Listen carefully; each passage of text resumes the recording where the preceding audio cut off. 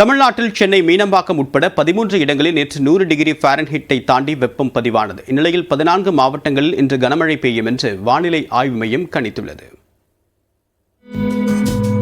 தமிழ்நாட்டில் வெயிலின் தாக்கம் நாளுக்கு நாள் அதிகரித்து வருகிறது.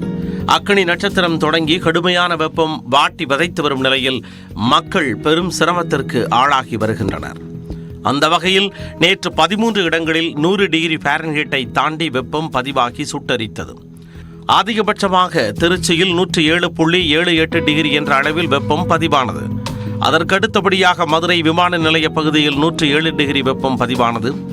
பாளையங்கோட்டை, கரூர், பரமத்தி, மதுரை நகரம் ஆகிய இடங்களில் தலா 106 டிகிரியும், ஈரோட்டில் 105 டிகிரியும் வெப்பம் பதிவானதாக வானிலை ஆய்வு மையம் தெரிவித்துள்ளது.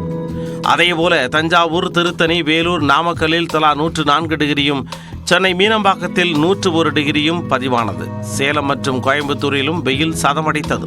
இந்நிலையில் தமிழக உள் மாவட்டங்களின் ஓரிரு இடங்களில் இன்று வெப்ப அலை வீசக்கூடும் என வானிலை ஆய்வு மையம் தெரிவித்துள்ளது.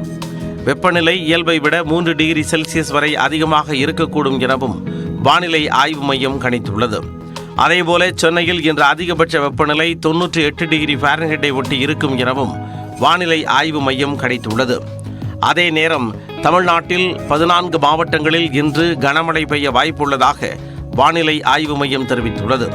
அந்த வகையில் நீலகிரி, கோவை, திருப்பூர், தேனி, திண்டுக்கல், விருதுநகர், தென்காசி ஆகிய மாவட்டங்களிலும், நெல்லை, ஈரோடு, சேலம், தருமபுரி, கிருஷ்ணகிரி, வேலூர், திருப்பத்தூர் ஆகிய மாவட்டங்களிலும் கனமழை பெய்யலாம் என கணிக்கப்பட்டுள்ளது. சென்னையில் லேசான மழை பெய்ய வாய்ப்புள்ளதாகவும் வானிலை ஆய்வு மையம் தெரிவித்துள்ளது. வெயில் வாட்டி வதைத்து வரும் நிலையில் மழை பெய்யும் என்ற கணிப்பு மக்களுக்கு சற்றே ஆறுதல் தரக்கூடியதாக அமைந்துள்ளது.